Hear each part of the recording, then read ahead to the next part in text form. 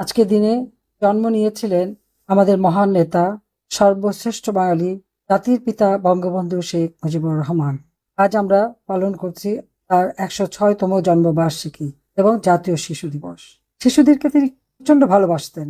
তিনি ভাবতেন যে প্রতিটি শিশু এই আমাদের ভবিষ্যৎ, এবং এই শিশুই আগামী দিনে জাতীয় গঠনের কারিগর। এই শিশুদেরকে ভালোবাসা দিয়ে তিনি গড়ে তুলতে চেয়েছিলেন স্বাধীন জাতি, স্বাধীন দেশ, আধুনিক প্রযুক্তি জ্ঞান সম্পন্ন একটি তরুণ সমাজ, এবং দেশকে তুলে নিয়ে যেতে চেয়েছিলেন অনেক উপরে তিনি তুলে নিতে চেয়েছিলেন দেশটাকে। বাংলাদেশ স্বাধীন দেশ। এই স্বাধীনতা আমরা অর্জন করেছি আমাদের মহান নেতা জাতিপিতা বঙ্গবন্ধু শেখ মুজিবুর রহমানের নেতৃত্বে। পাকিস্তান নামের দেশটি যখন আমাদের সংস্কৃতির উপর আঘাত আনে, বাংলা ভাষার পরিবর্তে বিজাতীয় ভাষা আমাদের উপর চাপিয়ে দেওয়ার চেষ্টা করে, এবং ঢাকা বিশ্ববিদ্যালয়ের ছাত্র আইন বিভাগের তরুণ শেখ মুজিব এর প্রতিবাদ করে, এবং তারই উদ্যোগে গড়ে ওঠে ভাষা সংগ্রাম পরিষদ এবং আন্দোলনও শুরু করেন। এই ভাষা আন্দোলন থেকে যাত্রা শুরু করেই আমাদের স্বাধীনতা। একটি জাতিকে জাতি হিসেবে আত্মমর্যাদা দেওয়া, জাতি হিসেবে গড়ে তোলা, একটি ভূখণ্ড বাংলাদেশ, বাংলাদেশ নামটিও বঙ্গবন্ধু শেখ মুজিবের দেওয়া। সেই বাংলাদেশটাকে গড়ে তোলা, স্বাধীন করা, পরাধীনতার নাগপাশ থেকে মুক্তি দেওয়া, এটাই ছিল তার লক্ষ্য।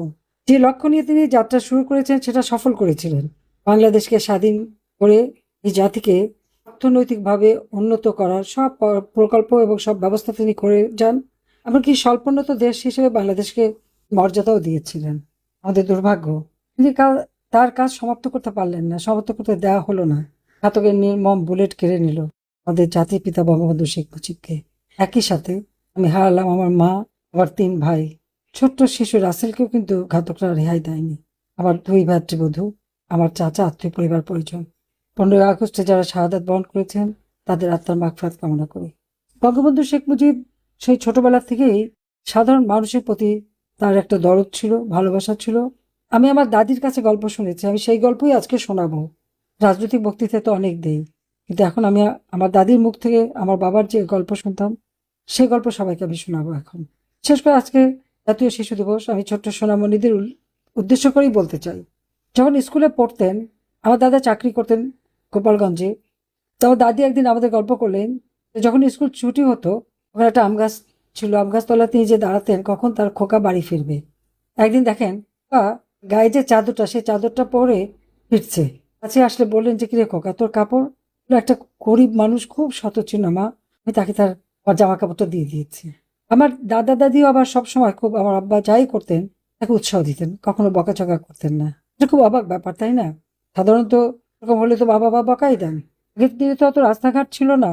স্কুলে যেতে হলে সকলে, বিশেষ করে বর্ষাকালে, ছাতি মাথায় দিয়ে যেত, ওই ছাতা মাথায় থাকতে হবে। একদিন দেখা গেল হাতের বইগুলি মাথার উপরে তুলে ওকা বাড়ি ফিরছে। জিজ্ঞেস করলেন, কিরে তোর ছাতাটা কি হলো? আমার তো বাড়ির কাছে, এটুকু ভিজলে কিছু হবে না, কিন্তু অনেক ছেলে মেয়ে আছে, ছেলেরা আছে যারা অনেক দূর যেতে হয় মা, আমি সেই একটা ছেলেকে সেই ছাতাটা দিয়ে দিয়েছি। স্কুল থেকে ফিরে এসেই তখনকার নাস্তা ছিল দুধ ভাত খাওয়া। প্রতিদিন মা দুধ ভাত দিতেন, কিন্তু খোকা কিন্তু একা ফিরতো না, সাথে 2-4 জন বন্ধু বান্ধব থাকতোই। আর আমার দাদিও জানতেন, তিনি একসাথে বেশি করে খাবার রেখে দিতেন, তার খোকা কখনো কাউকে না দিয়ে খেতে পারে না। অনেক ছেলে মেয়ে তখনকার দিনে লেখাপড়া শিখতো, বিশেষ করে ছেলেদেরকে বিভিন্ন বাসায় রাখা হতো, জায়গায় থাকা, সেখানে খুব নিয়মিত খাবার দেওয়া হতো। স্কুল থেকে ফিরেই যে খাবার পাবে তার কোনো নিশ্চয়তা ছিল না।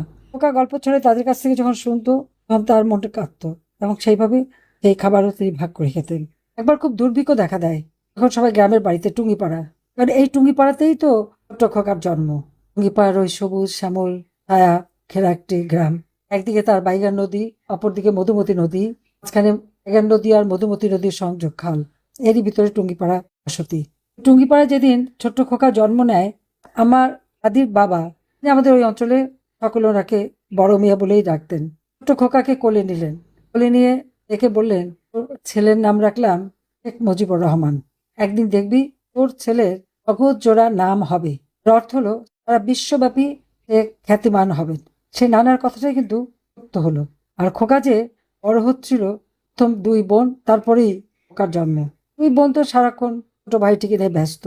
ভাই সবসময় একটু বড় হতেই ওই এলাকার কত শিশুরা দরিদ্র, পরনে কাপড় নেই, তাদের দিকে নজর দেওয়া। যখন দুর্ভিক্ষ হলো, মানুষের খাবার নেই, খোকা গোলাঘর খুলে, বিশাল গোলাঘর, অনেক ধান পান হতো আমাদের, সমস্ত ধানগুলি দিয়ে দিল গরিব মানুষের মাঝে বিলিয়ে। আমার দাদা হাসতে হাসতে বললেন যে তুই যে সব দিয়ে দিলি তা আমাদের কি হবে? তা আমাদের তো অনেক আছে বাবা।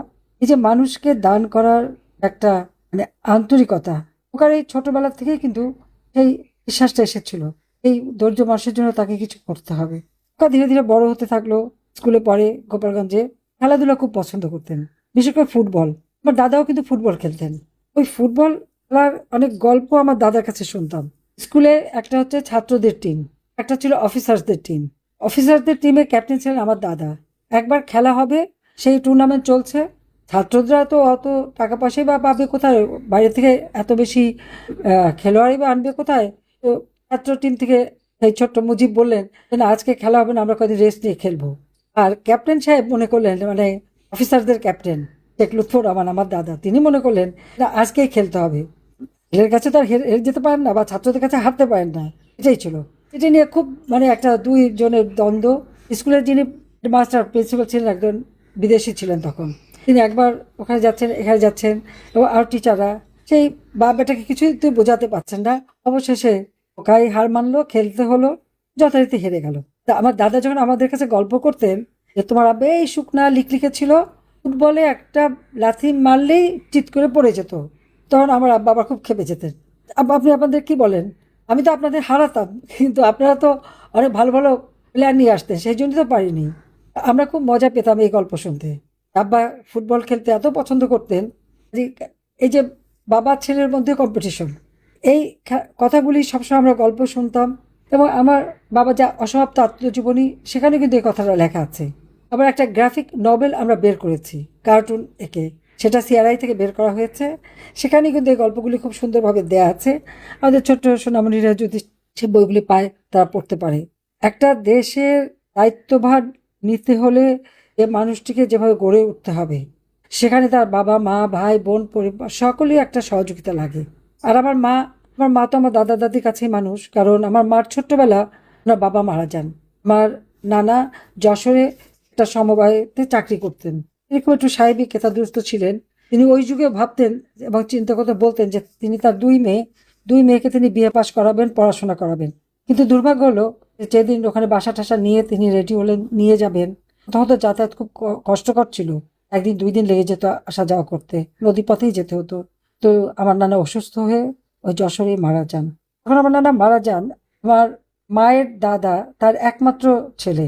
তোর একটা আইন ছিল, নিয়ম ছিল মুসলমান সমাজে, বাবার সামনে ছেলে মারা গেলে তার সম্পত্তি আর নাতিপুতিরা পাবে না, ছেলেমেয়েরা পাবে না। আমার মার দাদা তখনই দেখলেন তার ছেলেটা মারা গেল, তার দুই মেয়ে তখন ওই বয়সে, আমার মার বয়স তখন মাত্র 3 বছর, আর আমার খালার বয়স 6 বছর। এই ছোট শিশুদেরই তিনি বিয়ে দিলেন। কারণ আমার দাদা, আমরা আত্মীয়, পাশাপাশি ঘর। আমার দাদাকে বললেন যে তোমার ছেলেটাকে দাও, আমি ওর সাথে আমার ছোট নাতি বিয়ে দেবো। আর আমার খালু যিনি ছিলেন উনিও আমাদের আত্মীয় ছিলেন, তার সাথে আমার খালা বিয়ে দিলেন। এই বিয়ে দিয়ে তিনি ছিলেন আসলে ওই এলাকার জমিদার, অনেক সম্পত্তির মালিক। সমস্ত সম্পত্তি তিনি দুই নাতনির নামে লিখে দিলেন, এবং আমার দাদাকে করলেন তার গার্ডিয়ান আর তার মতোয়ালি। আর আমার দাদি, আমার মা মারা গেলেন মার যখন 5 বছর বয়স, তখন আমার দাদি মাকে কোলে তুলে নিয়ে আসলেন তার ঘরে। এবং সেই থেকেই ছোট শিশু রেনু, আমার মা ভালো নাম ফজিলাতুন্নেসা, তিনি ওই বাড়িতেই পড়তেন, তো থাকতেন। ওই সময় আসলে স্কুলে বাচ্চাদের যাওয়ার খুব সুযোগ ছিল না। যখন গোপালগঞ্জে যেতেন তখন ওই মিশনারি স্কুলে ভর্তি করে দিত, কিন্তু সেটা কয়েকদিন মাত্র। কিন্তু একটু বড় হলে কোনো মেয়েদের কোনো স্কুল ছিলও না সেই অঞ্চল, কিন্তু বাড়িতে মাস্টার ছিল। সেই মাস্টারের কাছে কিন্তু পড়াশোনা করানো হতো মেয়েদেরকে। আর আমার এক ছোট দাদি ছিলেন, তার দায়িত্ব ছিল সব মেয়েদেরকে কোরআন শরীফ পড়ানো। তিনি কোরআন শরীফ পড়াতেন। আর আমার দাদাও পড়াশোনার দিকে খুব নজর ছিল। ছোট্ট রেনু ওই বাড়িতে বড় হয়। তো একটু যখন বড় হয়েছে, ও আমার আব্বাকে দেখলে সবাই বলতো ওই যে এক বর আসছে, দুলা আসছে, তখন বলতো দুলা, বলতো এই তোর দুলা আসছে। তখন তো ছোট রেনু বোঝে না দুলা কি। একদিন খেলতে খেলতে ধাক্কা লেগে রেনু পড়ে যায় মাটিতে। সে উঠে দাঁড়িয়ে ভ্যা ভ্যা করে কাঁদতে শুরু করে, দুলা মারছে, দুলা মারছে, দুলা মারছে। তো এরকম অনেক ছোট ছোট গল্প বসে বসে দাদা দাদির কাছে শুনতাম। আসলে আমার মা ছায়ার মতো আমার বাবার পাশে ছিলেন। আন্দোলন সংগ্রাম সবকিছুতেই সব সময় বলতে গেলে সংসারের সব দায়িত্ব নিজে নিয়ে আমার বাবাকে, তার যে দেশপ্রেম, দেশের মানুষের প্রতি তার যে ভালোবাসা, দেশের মানুষকে যে তিনি কিছু একটা করে দিয়ে যেতে চান, এটা কিন্তু আমার মা খুব ভালোভাবে জানতেন, বুঝতেন। সেই জন্য যখন সংসার করতে শুরু করেন, সংসারের সকল দায়িত্ব কিন্তু তিনি নিজের হাতে তুলে নিলেন।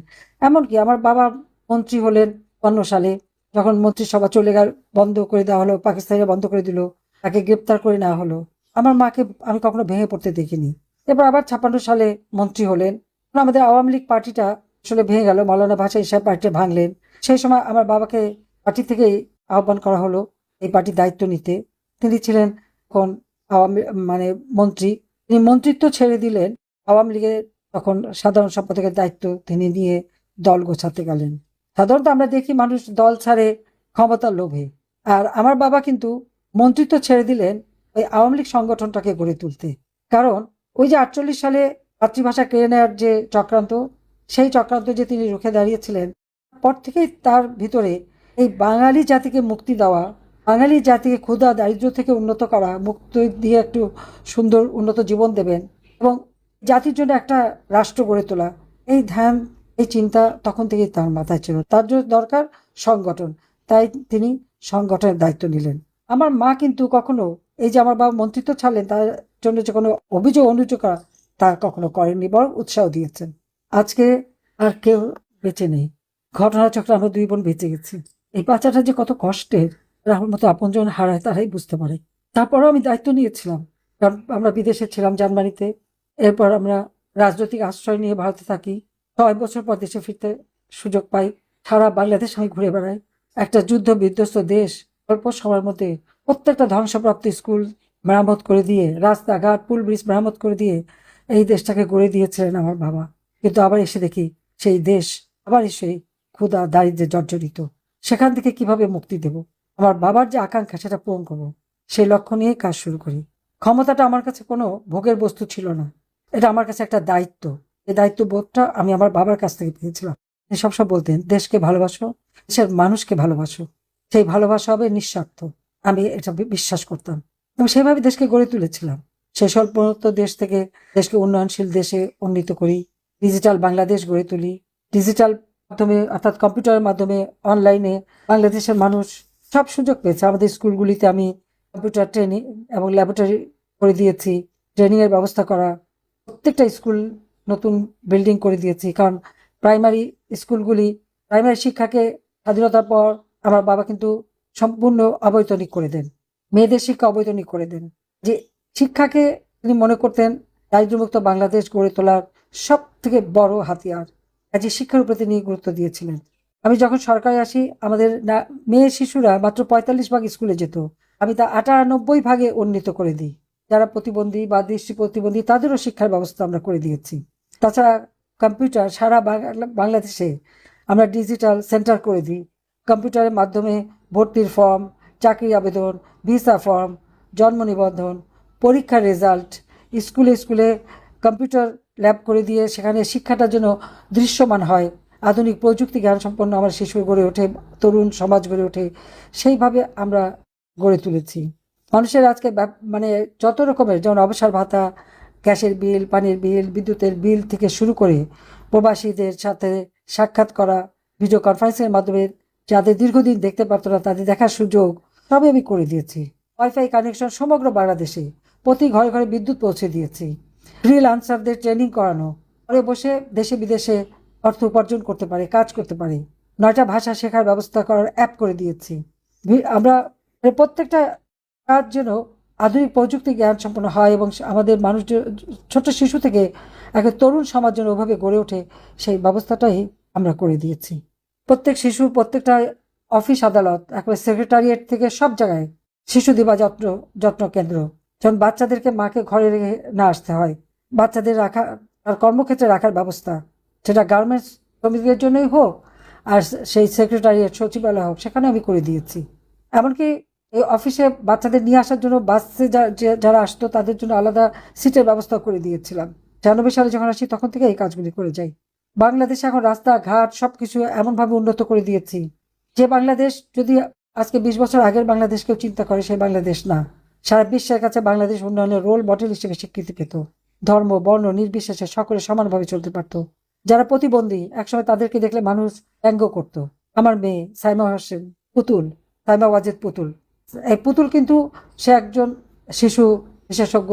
অটিজম একটা যে শিশুদের একটা, মানে ঠিক অসুস্থ বলবো না, এটা এক ধরনের তাদের প্রতিবন্ধকতা, এ বিষয়ে সচেতনতা সৃষ্টি করা এবং এই শিশুদেরকে নিয়ে যে এদের ভিতরে অনেক সুপ্ত জ্ঞান আছে, সুপ্ত মেধা আছে, সেটাকে কাজে লাগানো এবং এরা যে আমাদের সমাজে বোঝা না, এই পরিবর্তনটা কিন্তু শুধু বাংলাদেশে না, সারা বিশ্বব্যাপী সে এনে দিয়েছে। আজকে ডিজিটাল বাংলাদেশ, এটা তো আমার ছেলে জয় ব্যাঙ্গালোর ইউনিভার্সিটি থেকে কম্পিউটার সায়েন্সে গ্র্যাজুয়েট, ইউনিভার্সিটি অফ টেক্সাস থেকে কম্পিউটার ইঞ্জিনিয়ারিং শিখেছে এবং হার্ভার্ড বিশ্ববিদ্যালয় থেকে মাস্টার ডিগ্রি করেছে।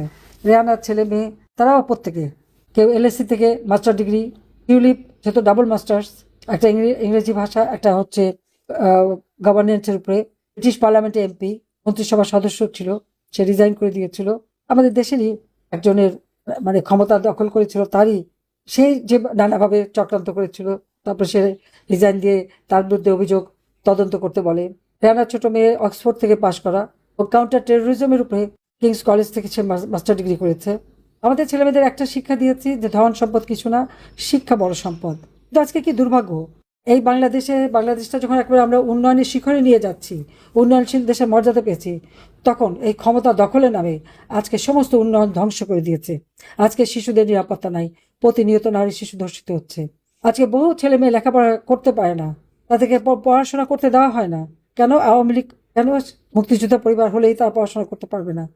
যারা দেশ স্বাধীন করে দিল, দেশ এনে দিল, দেশের উন্নতি করে দিল, মানুষের জীবন মান উন্নত করলো, আজকে তাদেরই অধিকার নেই বাংলাদেশে। এ কোন বাংলাদেশ? আজকে যেখানে সারা বিশ্বে বাংলাদেশ মাথা উঁচু করে চলছিল, আজকে সেই বাংলাদেশের মাথা সম্পূর্ণ নিচু হয়ে গেছে। আবার আমাদের ঘুরে দাঁড়াতে হবে। বাঙালি পারবে। কবি সুকান্ত বলেছে, সাবাস বাংলাদেশ, এ পৃথিবী অবাক তাকিয়ে রয়, চলে পুড়ে ছাড়খাড় তবু মাথা নোয়াবার নয়। কবি সুকান্ত মাত্র 19 বছর বয়সে মারা গেছে, তখনই সে লিখে গেছে। জাতির পিতা বঙ্গবন্ধু শেখ মুজিব তার সেই ঐতিহাসিক 7ই মার্চের ভাষণে বলেছিলেন যে আমরা যখন মরতে শিখেছি, তো আমাদের পারতে পারবে না, বাঙালি জাতিকে কেউ কখনো দাবায় রাখতে পারবে না। তাই আজকের শিশু আগামী দিনের ভবিষ্যৎ নাগরিক, আজকের তরুণ আগামী দিনের কর্ণধার। মুক্তিযুদ্ধের চেতনায় দেশকে ভালোবেসে, দেশের মানুষকে ভালোবেসে, সকল ষড়যন্ত্রের জাল ছিন্ন করে এই বাংলাদেশকে আবার আমাদের উন্নত করতে হবে, সমৃদ্ধশালী করতে হবে। আমাদের লক্ষ্য ছিল 2041 সালের মধ্যে স্মার্ট বাংলাদেশ করব। স্মার্ট বাংলাদেশ ইনশাল্লাহ আমরা গড়ে তুলব। এই কালো মেঘ কেটে যাবে, নতুন সূর্য উদিত হবে। আমাদের আজকের শিশুরাই আগামী দিনে এই বাংলাদেশকে মুক্তিযুদ্ধের চেতনায় অসাম্প্রদায়িক বাংলাদেশ, উন্নত সমৃদ্ধ সোনার বাংলাদেশ, স্মার্ট বাংলাদেশ গড়ে তুলবে। ছোট্ট শিশুদের জন্য আমার দোয়া ভালোবাসা জানিয়ে আর জাতির পিতা বঙ্গবন্ধু শেখ মুজিবের প্রতি শ্রদ্ধা জানিয়ে আমার বক্তব্য শেষ করছি। জয় বাংলা, জয় বঙ্গবন্ধু, বাংলাদেশ জয় হোক, খোদা হাফেজ।